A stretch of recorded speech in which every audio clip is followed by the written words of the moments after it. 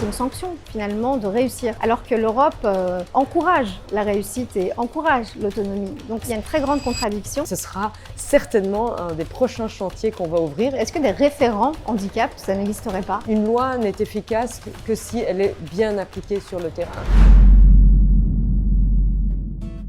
Bonjour Madame Labib.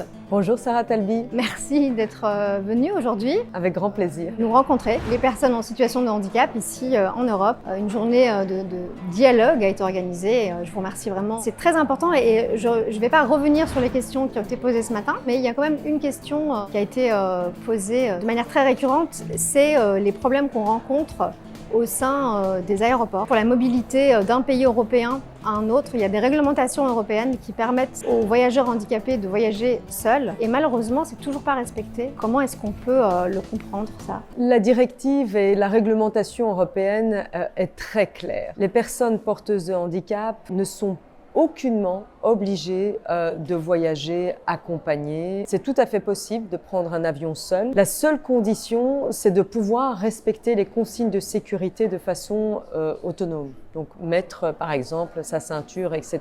Et en 2024, on a précisé, on a fait ce qu'on appelle de l'accompagnement, on a précisé le cadre de cette réglementation pour que ce soit appliqué dans l'esprit qui avait été mis en place. Donc maintenant, évidemment, une loi n'est efficace que si elle est bien appliquée sur le terrain. Oui. Donc on continue à travailler avec les compagnies aériennes, on continue à faire de l'interprétation pour que ce soit respecté et on n'hésite pas aussi à engager des procédures d'infraction aussi quand c'est nécessaire. Par exemple, il y a toujours des secouristes dans des lieux publics. Est-ce que des référents handicap, ça n'existerait pas? On vient, par exemple, cette semaine d'avoir une session d'entraînement, de training, de formation pour toutes les gares, mais aussi les gestionnaires de gares, le personnel accompagnant, les contrôleurs, etc., pour qu'ils soient formés aux besoins spécifiques de personnes porteuses de handicap. Ce sont des choses, par exemple, qu'on fait, des programmes d'entraînement pour créer de la prise de conscience et pour que tout le personnel, finalement, qui travaille,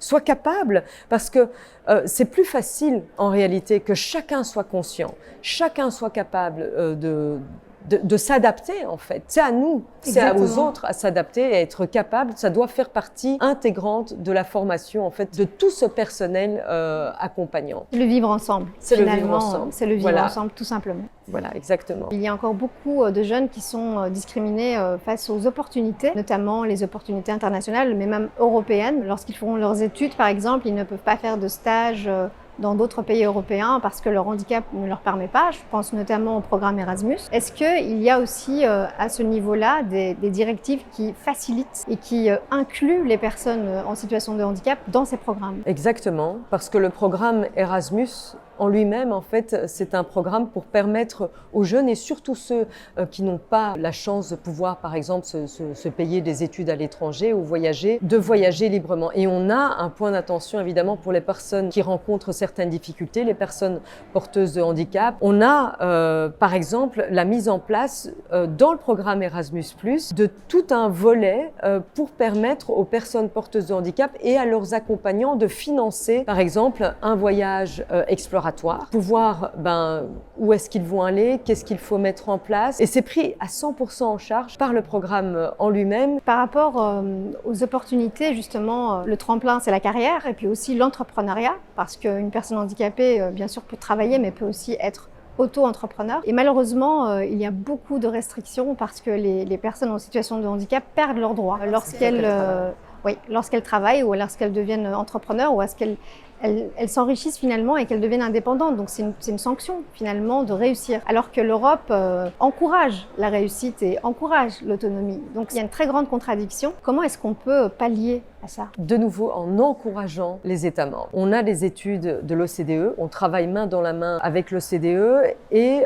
on encourage en fait les administrations nationales à organiser ce qu'on appelle des passerelles pour permettre à une personne porteuse de handicap qui travaille de maintenir ses droits, maintenir une sorte de matelas, on va dire, de protection, parce que c'est instable, parce qu'une fois que ces droits sont perdus, il faut encore pouvoir les récupérer. Ça prend beaucoup de temps et puis ça peut être remis en question une fois que la personne a un statut reconnue porteuse de handicap et puis qu'elle travaille, qu'elle accède au marché du travail. Le risque, c'est qu'elle ne puisse pas perdre son emploi et en plus perdre ses droits d'allocation sociale.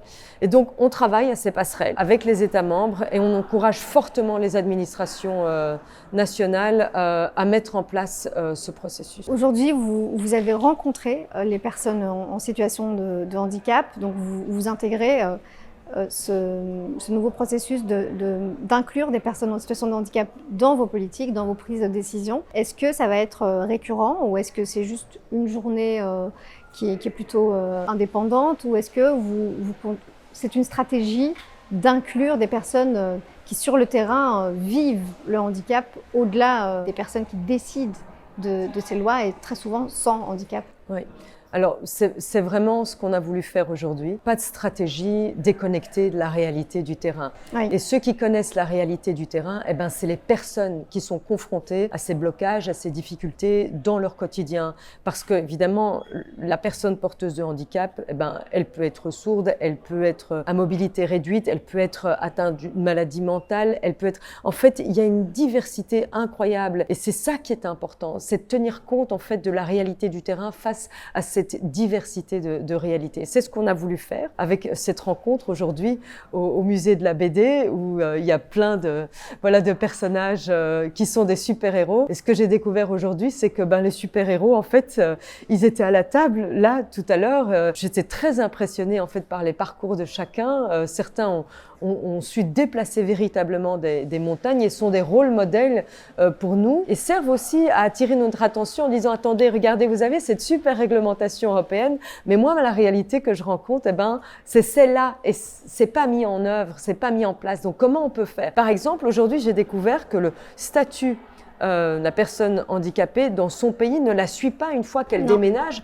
et qu'elle s'installe à l'étranger. C'est pas possible. Donc il faut qu'il y ait une cohésion, il faut qu'il y ait de la cohérence, il faut harmoniser aussi ce statut à travers l'Union européenne et ce sera certainement un des prochains chantiers qu'on va ouvrir et je l'ai découvert grâce à ce dialogue aujourd'hui avec les premiers concernés.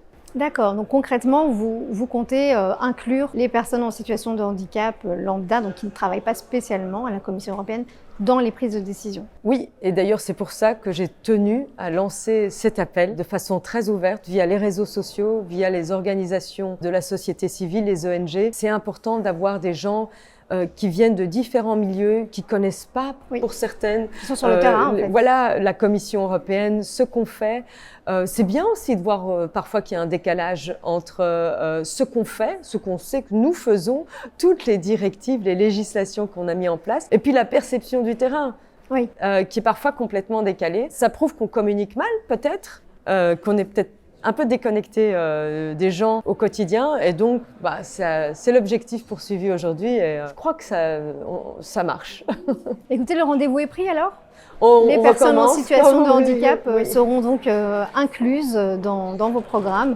Ça, c'est une très très belle nouvelle. Oui, rien pour les personnes porteuses de handicap sans elles. Est-ce que vous avez quelque chose à rajouter ? Est-ce que vous avez envie, vous, de faire passer un message sur une question que je n'ai peut-être pas abordée? Je trouve que en fait, ça met de l'humanité dans les règlements européens. C'est hyper émouvant en fait de voir les gens comme ça. Enfin, j'étais vraiment impressionnée à la fois par cette docteur, médecin qui signe, donc qui se communique par le langage des signes. Les questions qu'elle soulève, on se demande comment elle fait dans sa pratique, comment elle est parvenue. Parce qu'on sait que l'université n'est pas adaptée. Non.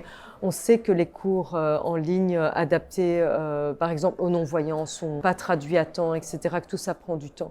Donc, ça nous rend plus humains. Donc voilà, je suis très contente personnellement d'avoir vécu cette expérience aussi. Merci en tout cas. Merci à vous. De nous avoir accordé ce temps. Merci à vous. Et je vous dis à très bientôt. À très bientôt. Merci. Merci.